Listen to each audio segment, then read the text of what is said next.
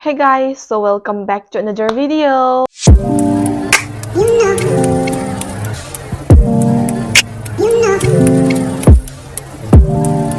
Sakse thiman na aina filter hapchala nam banewa ko ngasi je. So, ngasigi video se mayam title da gisu henna ubiramani according to the day you were born ko habdi sana pokpa numit habdi Sunday, Monday, Tuesday the maine sana pokpa numit ki matungin na isagi dum past, present, future advice khara energy khara dum analyze tawdoine ado reading se general reading oibanina mi khudimактadi personally resonate tartabasu yai aduna henna personal reading tawbiningba isa aigi Instagram link to aigi description box ta hapcharamage Instagram da changanga isa na DM tawbiraga isagi slot booking tawbiraga reading se tawbiba yani adu personal reading tawbiba yani bako aduga hoi general reading oitaraga su ngasigi reading side according to your day of birth ta tarakpanina sagi pokpa numit ki matungna tarakpanina dum lotion ba yaba advising khara lotion biyo aduga sige same video se aina mamangda su like a few months back ko dum same December khabne but chahi amamamgi amumaktang or so tawge na aina video se habidi changes khara su lakam ya dina ko aduna video se nauna muk semjar pane aduga ngasigi video se part ani thokna khaidokani part 1 part 2 part 1 dana Sunday, Monday, Tuesday, Wednesday fawba laigani aduga part 2 dana Thursday, Friday, Saturday numit ahum sige oidoine bako aduna part 1 sina ngasi thagachare aduga part 2 sina hayang adum susai chodena thagacharake mayamna dum channel asibu support tawbiyo aduga video asibu like share amadi adum isa-isagi motto comment tawbiramo aduga ngasigi reading se hawarse isa-isagi pokpa numit ki matungina reading se adum ai Sunday, Monday do dum video gi like file amamam hawdrika dum hapcharamge bako adudagi isa-isa na yengbiro time span so ai description box ta hapcharamage duna matam manghandabida without further ado let's get into the video. So ahanba pile sina akoy Sunday pokpiba mayamgi damakta Sunday pokpiba chilinaw yengbiriba singi damakta adum ahanba pile sida start tawdoine first of all Sunday pokpiba chilinaw singi past ta kay thokre present ta kay go through tawri future ta kay urakpa yai adagi some advice khara energy card adumaina yengdoine aduga sida card sina piriba singse hekta thokre or simak thokani habagi guarantee pibade te plus general reading su oy tawbatabu oirakpa yaba khara adum nainaba discuss tawbanebako aduna first of all akoy Sunday pokpiriba chilinaw singi damakta card se hana draw tawrse ko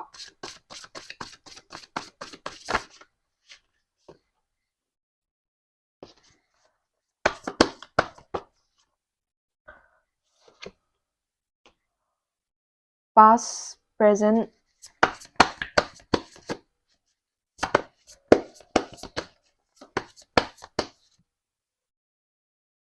future,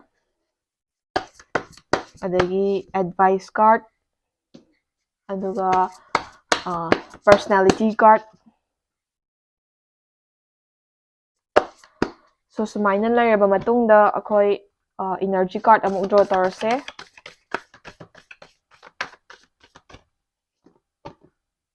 Prosperity lies ahead.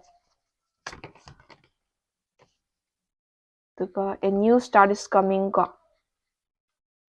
Sumaina laire so first of all Sunday pokpiba chilinaw singi damakta past, present, future adagi adum advice khara aduga personality card ama haidi hena personality growth tongnaba khonaba ko aduga energy card na chingbas da leijare ado ahanbada akoy Sunday pokpiba chilinaw singse personality rom da hana yanga ase ko personality da 5 of swords sariba card se tole eba so 5 of swords sariba card chi matungina Sunday pokpiba chilinaw singse mabuk mapaw phaba habadi dum pukchel chawba adugumba character adum chele tawbatabu isada revenge ki wakal amadi dum leiba ko revenge ki wakal lei haisina kaina hamatamda revenge haise maybe in a good way maybe in a bad way ko habadi mina isada aphaba tawra iga isada character ngai isana sudum aphaba tawni isana su kairoi aduga mina hek lalakpa singnarakpa taragadi aina henna singnagani habagi wakalon chenba ko adugumba strong minded oiba adugumba personality chele furthermore puk phaba yaba pharagasu chamba yaba chamagasu amuktang isana sauningkiba or amuktang machinga lakhi taragadi isana tawjadawriba thabakse kaino haiba gyan tadaba ngahaktangi sauningba nungaitabana flow amada chatpa ko habadi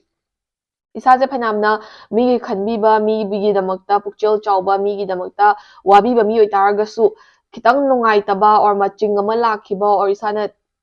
isada hurt tauba incident ama tholakpa matamda isana lawrakadoriba next action do kai action no haiba khanbam khangdaba kwa ngahak ngahak ki oiba adum nungaiba or awaba sigumba mayamsna khudak ki oina drive tauba risk lobada ki daba isana lowiba risk sina tungda kai orakani habase kya ka hena khanthaba ngamdaba aduguma maching mason amadi dum loinabagi mong bato uiba kwa aduga life ta any struggle thainaragasu any awaba thainaragasu go through tauba ngamni habagi will power su isa da dum cheleba kwa furthermore five of swords haiba card chi matungina isaje habdi Sunday pokpiba miyoi singse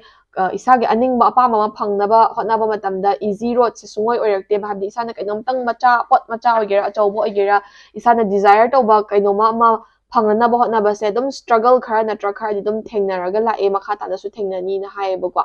aduga adum isaje puk mabung apau phaba pukchel chawbadi oiragasu amu isana isagi temper gumba isana isagi mood gumba se control tawba ngamdaba matang matam su myam yawe habse card na describe taweba kwa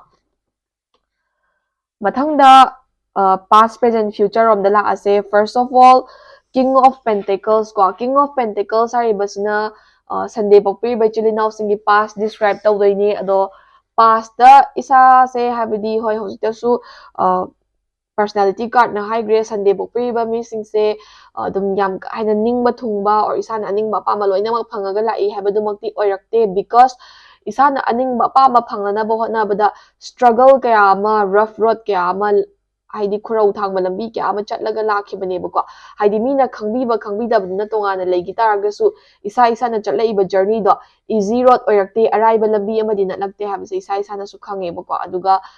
Sunday pokpi bachili now singse imung manungi responsibility gumba so dum yamna logan ba habidi imung manungna awa ana tarakpa or imung manungna kitang paisa nungsagi bu nangakpo oiro any incident ama tholakpa matamda isana adum chahi matang yoini yengdabida ko adum wakhalda aigi imung manungse ware ko or aise imung ge ba sigumba responsibility khara loge ko kaina haiba wakhalon se dum khara khalakpa oiba ko aduna imunggi awa ana khara urakpana maram oiraga adum isagi life se past ta kashu yam ka hena enjoy to thokpa ngamaktaba adum kai haini isaje jaga amada isana isaje hold back taraga limit amagi manungda bound taraga lerakpai ta tareba ko past aduna yam ka hena hoiningba sutung thungakte habde but isana aningba pama loina mak thungakpa hekta free and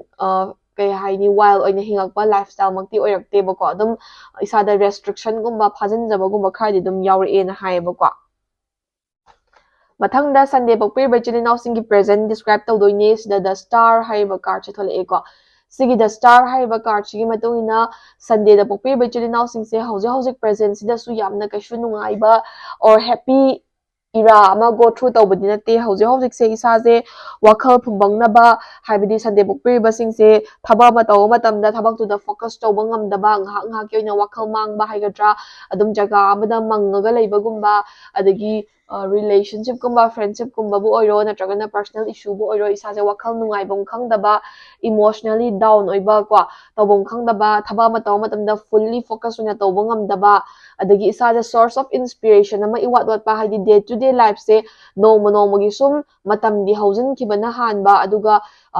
kai haini productive oibadi wat pa haidi day to day life se nomo gi tawda yadaba khar dum tawraga haugi bai type tawbudo isagi tamakta kanagadaba hena productive oigadaba gumbase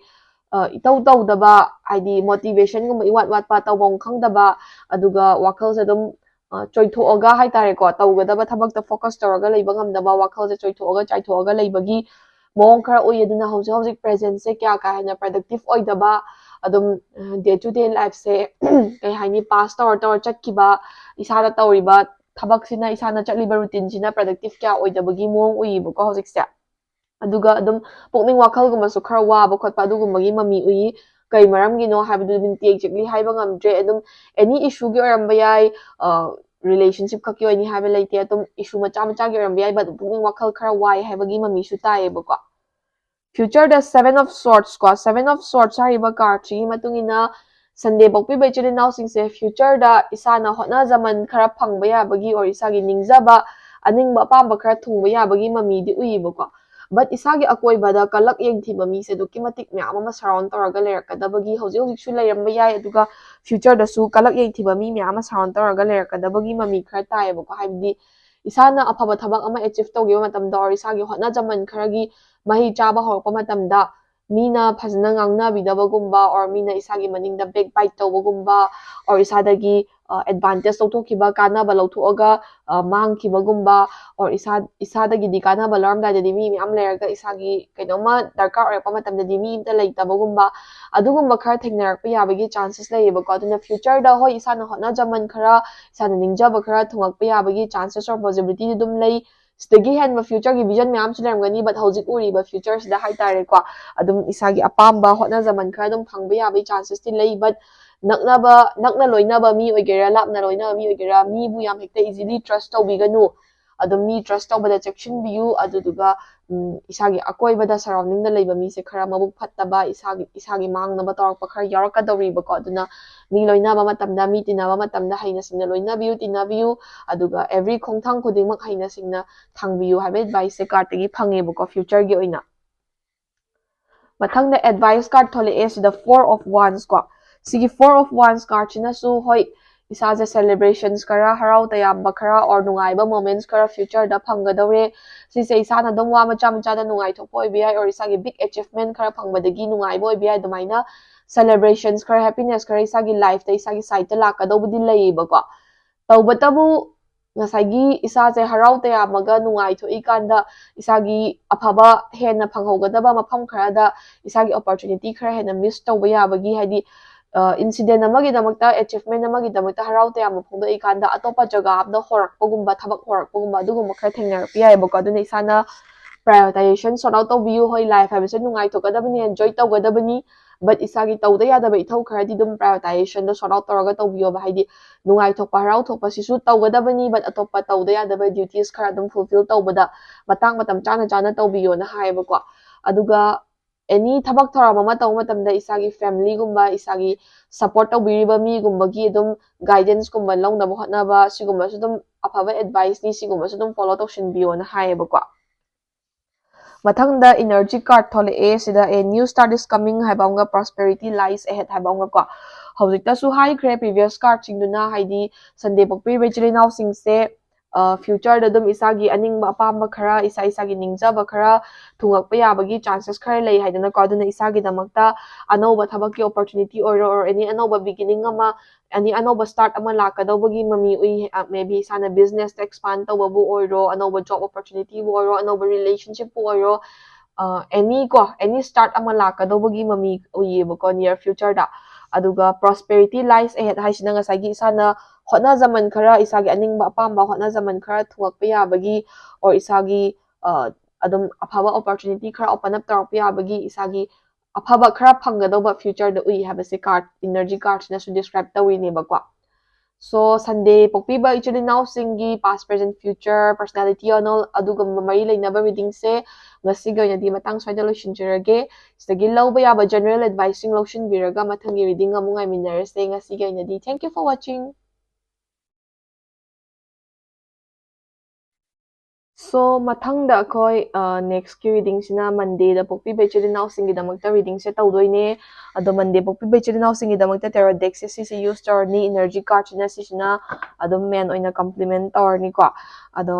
khoi first of all monday pokpi bechilinaw singi damakta su past present future advice and personality adumaini yengase ko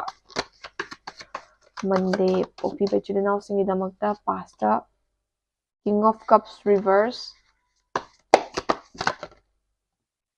present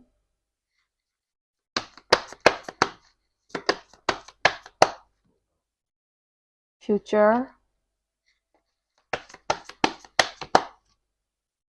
advice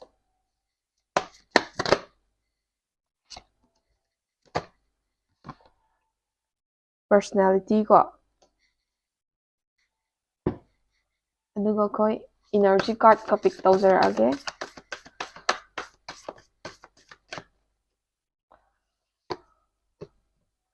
it's time to release negativity ko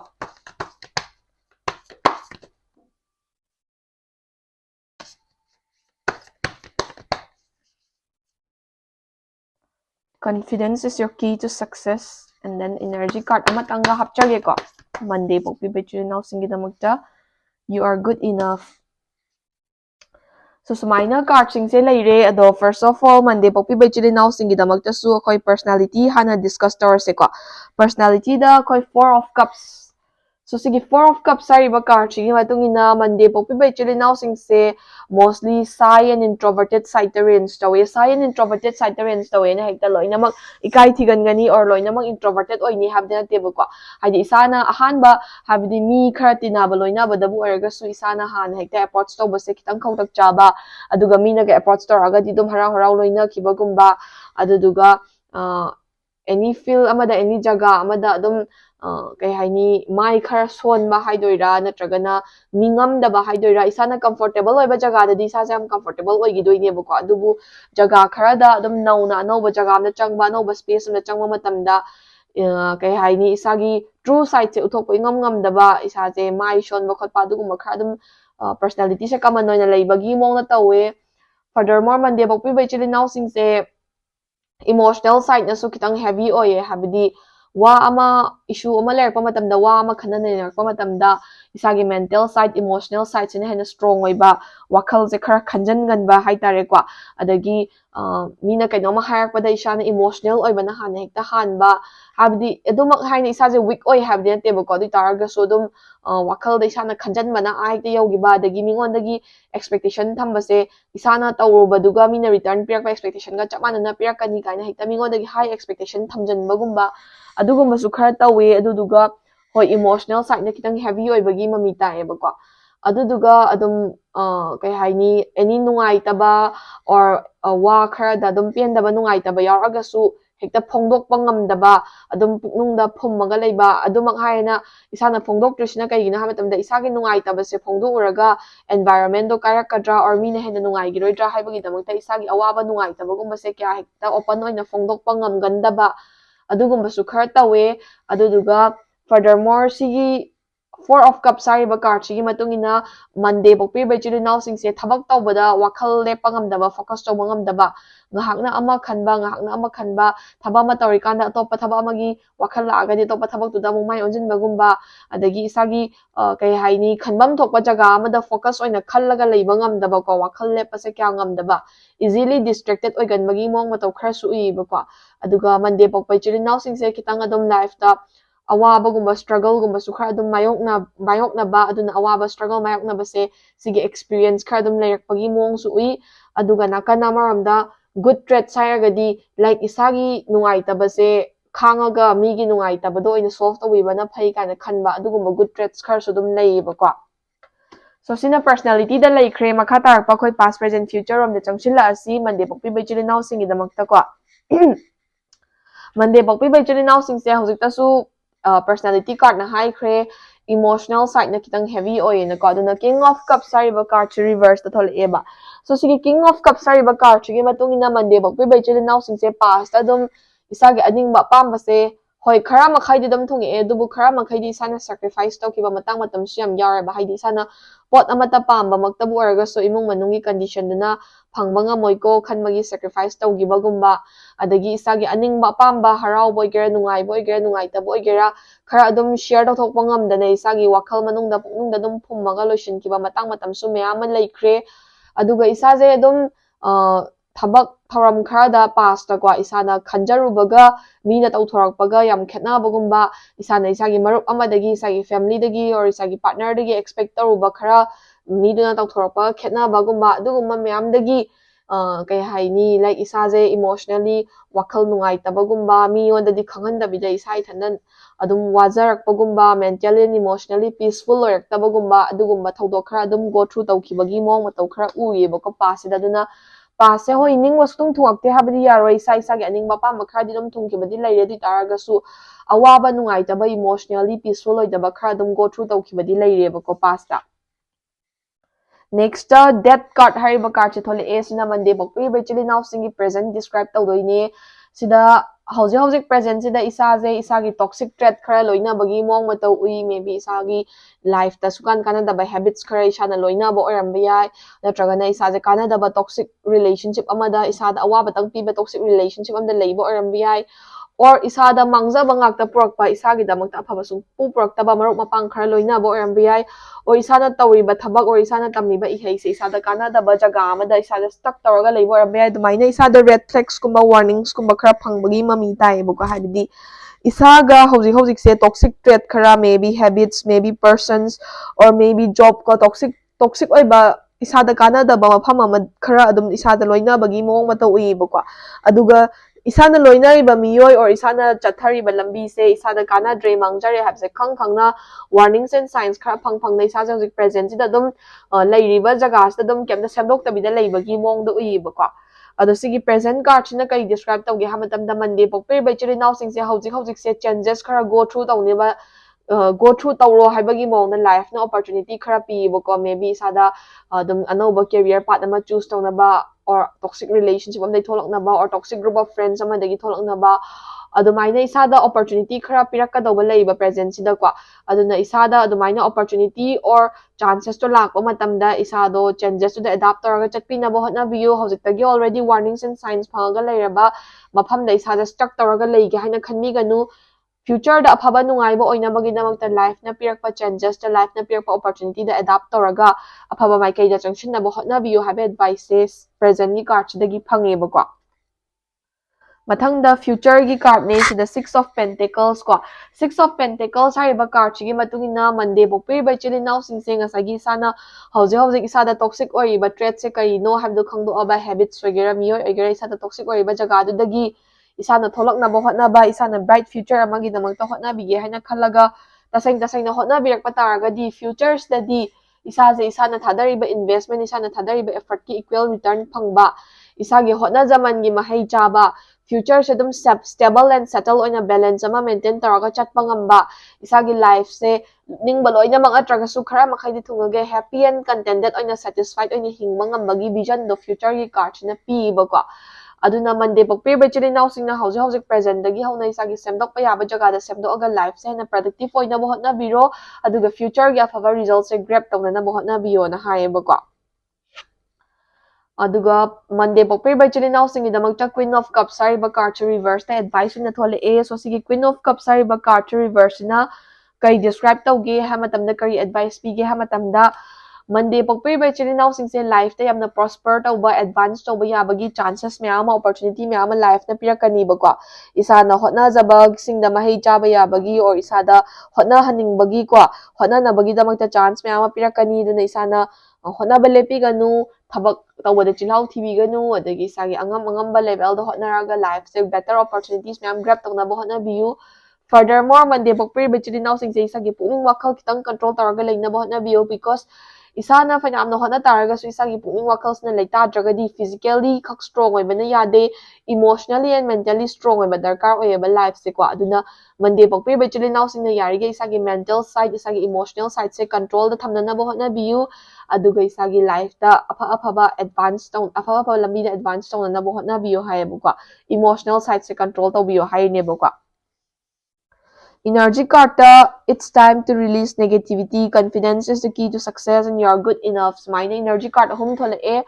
Energy card ahum sina kay describe to bigi ha matamda Monday pokpibay chili naw singdo. It's time to release negativity ko. Sina kay hay no ha matamda Monday pokpibay chili naw singdo hojik se ngasay da so high grade sada toxic oi but hiram khara gi damukti sada warnings and signs phangaba or phangakpa yabagi chances lay duna isada hek warnings and signs phangpa matamda isana adum isada kanadre phatre khaliba jaga do dum thadok piramu kanadre phatre khaliba miyoi duka dum miyoi dum thadok piramu bukoi isagi life tagi negativity singse release tawga afaba better side rom da changshin na bo hotna biro bako aduga Monday pokpibay chili naw singse thabak thawram ama taw matamda shy and introverted oibase hoi kana basu lerangani but kana da bana hele bako aduna any thabak thawram ama taw matamda confidence le biyo ba confidence is your key to success habase khangjin biyo bako aduduga you are good enough ko any thabak tharam ama tarpa matamda any jaga amda changma matamda isana confidence le biyo duga ai se sigi thabak sigi damangta matik chai ko aina hotnaragadi phangani ko habase sigi will power se season na biraga loina biraga isagi life se prosper tawna na bo hotna biyo have advice se kartagi phangine ba ko so Monday pokpi bai chodi now singi su reading se sida loi jares tagi loba yaba general advice sing lotion biraga mathangi reading amu ngai minner se ngasi gi na di Monday gi na su thank you for watching Okay, so mathanggi paalse nang asigi oina last but not the least Tuesday hariba numitida pokpiba ichilinaw singgidamakta adum past present future advice personality na singbasi yengdoine aduga ngasigi di like Tuesday sida loisilani aduga Wednesday Thursday ama Friday Saturday ama adumaina part to semjar age aduga ngasigi oina di Tuesday gi oiba reading se amok sisina last oitaraga so Tuesday pokpiba ichilinaw sina last but not the least isa-isagi personality, isa-isagi past, present, future na kay lege habdo yengminarse. First of all, Tuesday gisu koy card se hana pictorse ko. Tuesday pokpi bechuli now singi namagta past, present, future, and then advice personality hay tare ko.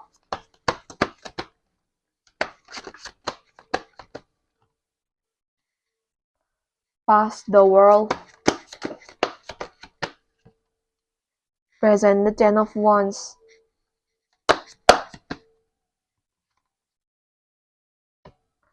Future the 5 of Swords ko. The Empress. Aduga sisina personality card ko for Tuesday pokpi basingi personality card 2 of Pentacles.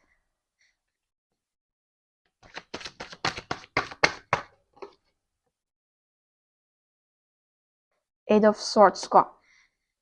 Two of Pentacles, Eight of Swords se nisina personality gi adum sum up tawkrani aduga makha tarakpo ina khoi Tuesday pokpi bachuli naw singi damakta energy card khara supplement tawse.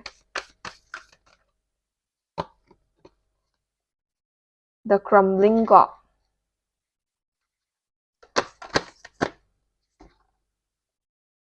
Align your life.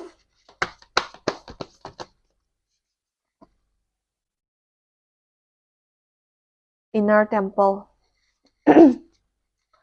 Okay, so sumaina laire card sing se the first of all akoy Tuesday pokpi bachuli naw singi personality rom the dive in torse personality gi ni pamatam na Tuesday pokpi bachuli naw sing se any thabak ko haibidi any thabak ama tholapa matamda haibidi isagi life ta isaje phanamna tight schedule or busy schedule oitaraga su isagi prioritization je sort out tawba ba haibidi adum thabak aruba ma tarikanda atoppa thabak aruba ma laksale hai taraga su thabak ani dugi marakta hena important oiba jagada prioritize tawbase ngammebako haibidi aisi thabakse tawdrikanda aruba thabak ama tahodreko kaina haibagi guiltiness to phawdabako aduga aina tawriba thabakse sisina hena maru oi haina prioritization sort out taraga adumaina life se balance ama maintain tawba ngambagi personality do chele. Furthermore, Tuesday pokpi baichili now singse kay haini like isana adum isada ko isaga bu yanari gai isaga bu chanari gai migi mateng pangge migi awabada saruk yabige or mina kainoma darkar lay pamatamda help tawge haibagi wakhalon di layibako but isada once singna bahorakiba or isada once bahorakiba miduda di hanna phaw yengoi haibagi wakhalda layba strong minded oiba haidoira sise ko habdi isaga yanari gai isaga fazna loinari ngai midugi any incident am tholapa matamna mateng pangge habai wakhaldi layibako adubu isada once singna bahorakiba or isada once aran ma torakiba midudadi hanna yengdama ngambagi personality se cheleba. Furthermore, adum like Tuesday pokpi baichili now singse isagi chachariba lambida chumna chachagena khanjaba aduga isana landaba jagada lale haina force torpagumba or mina maral sijalakpagumba sigumase adugi matik yadaba adugumba strong minded character khara chele aduga Tuesday pokpi baichili now singse adum leadership quality su khara chelma leadership quality chele na hita leader oigani habden tedi taragasu adum mi bu lamjing lam takpa ngamba mi bu direction piba ngamba adugumba personality chele bako aduga Tuesday pokpi baichili now singse anam kanba stubborn oibadi number 1 ne habdi aina once ningragadi aigi aning mapambase phangnaba honadaba yade habigi stubbornness adugumba su lay aduga amuk kai haini like isana phanamna phana chatlamba lambi oitaraga su isada mangjaba or isada awaba pirakadaba lambi oitaragadi phalauna lambi do kakhatlamaga atopa lambi na chatpa ngamnanaba will power su dum chenba adugumba su tawe aduga nakana maromda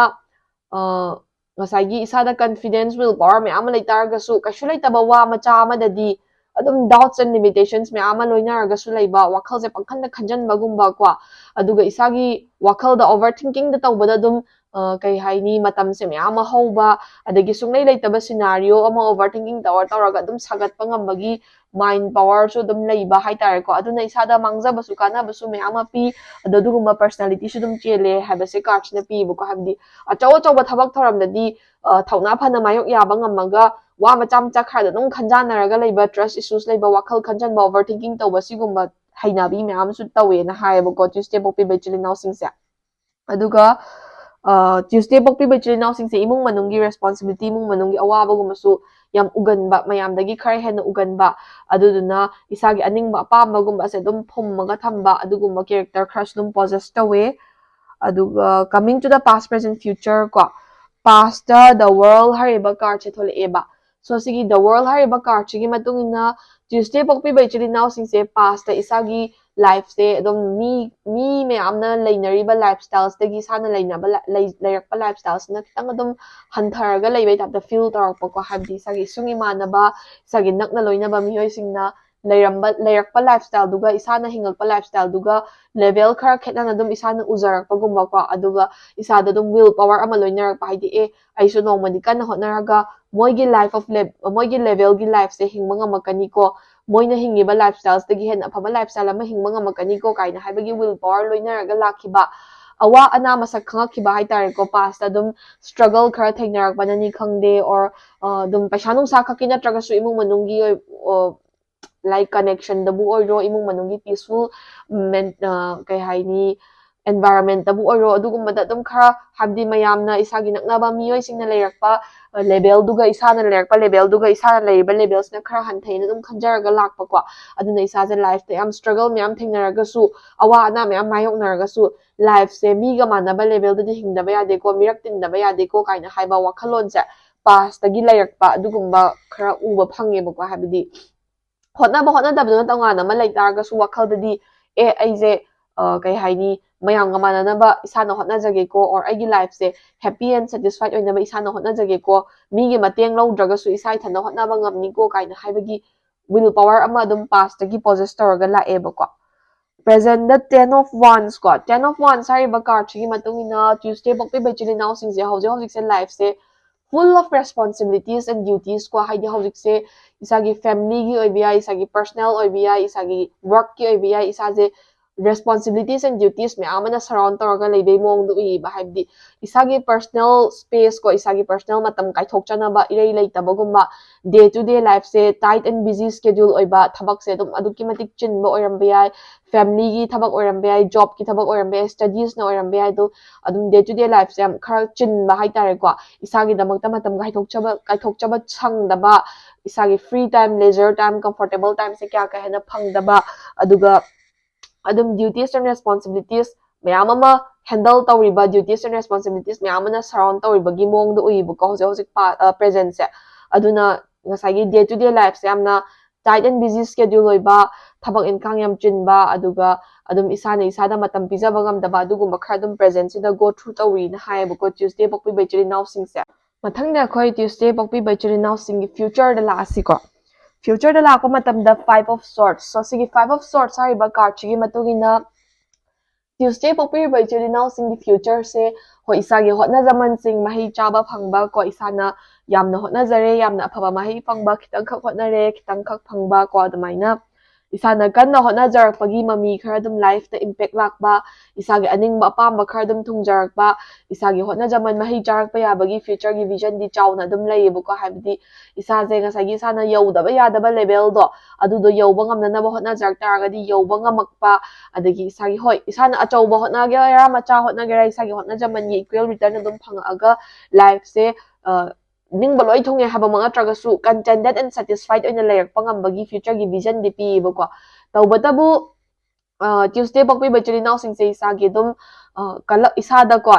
isagi mangdadi afaba saraga wa me amangangba isagi awa anada saruk yabi badi malaga tungda isada kalak khamanba isada backbite tawba or isagi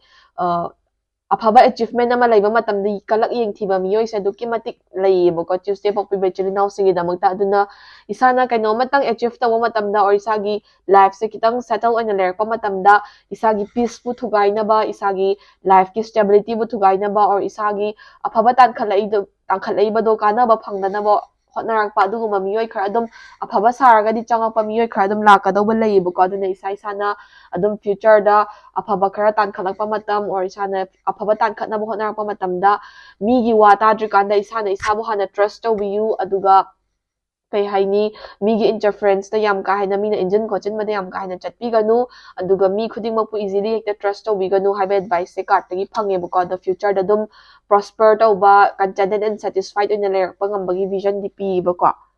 mathangda Tuesday bokpiba chilinaw singe advice ne sida the empress hariba card chathole sigi the empress hariba card chigi matugina Tuesday bokpiba chilinaw singse emotionally attached oi base yam thuba ko habidi mi amada hekta satlauna attach oiganba mi amana isagi damata kitang afaba tawbirakpa matam isagi damata kitang isada kitang good way da loinarpa matamda isana thajabana hana hekta hanmagumba mi duna isada kitang afaba tawpada aina sumagi hena afaba mi ama tawge ko kaina hekta khanba emotionally attached oibase yam thubagi mongda uibako ado sise hoi nakana maramdi isagi good bonding form tawba habdi isaga wakhal chanaba isaga good bonding form tawba mi sudum sat phangba yai tawbadabu isagi sumaina yam thuna imigoda emotionally attached oiba mi bu easily trust tawbasina isada mangjaba su khara dum lakpa yai bako aduna hoi isagi sat launa emotionally connection and bonding form tawba yaba mi khara dum thengnar taragasu mi khudingmak hekta easily trust tawbiganu mi khudingmak ta hekta yam thuna emotionally attached oibiganu isana mi trust tawba matamda hojiki matamdi mi afaba habase khanbada phangbada wabanina fajna like mi trust tawdrikanda hana mi dugi mong matawda analyze tawba mi dugi maramda thigatba khokatpa hana tawbiyo na hayabako because emotional attachment yam thubase afaba mafam su lei but kanada ba mafam su mayam lei bako aduna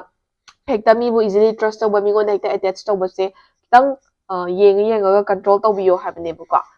mathangda Tuesday pokpiba chilinaw singi damakta energy card mayam piye so sida first of all the crumbling hariba energy card chi matungina Tuesday pokpiba chilinaw singi damakta life se achoba change ama lakadoba ko achoba change se yam afaba change se isagi life se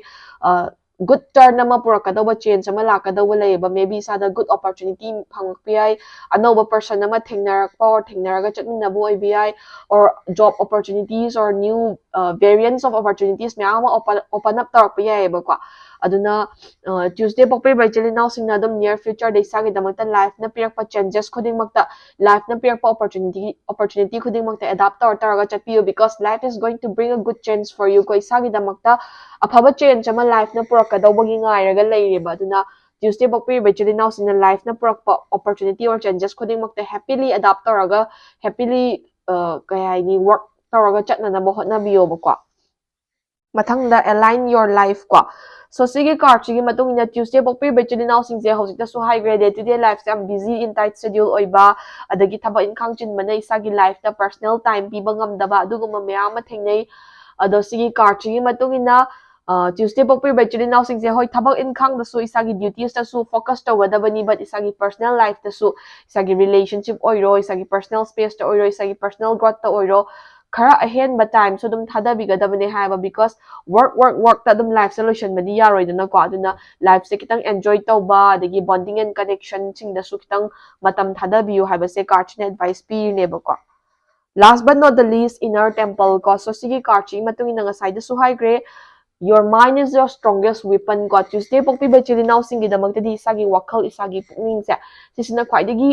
akan ma weapon ne ba aduna any thabak tharaw ma tarawpa matamda migi miwada chatpa or migi interference chatpa or migi injanbada chatpagi mahutta any decision ama loramdai any thabak ama taramdai da mingonda tathok tashin tawbadi yai adubu mina law haba decision lawbagi mahutta isagi pukning wakhal na khalakpa sigi decision jina isagi namakta khwaidai best oini kaina khalakpada adugumba decision da oina firm oina stick tawbiyu haiba advice card na ki phange bako because your mind is your strongest weapon haiba se card china advice pi ne bako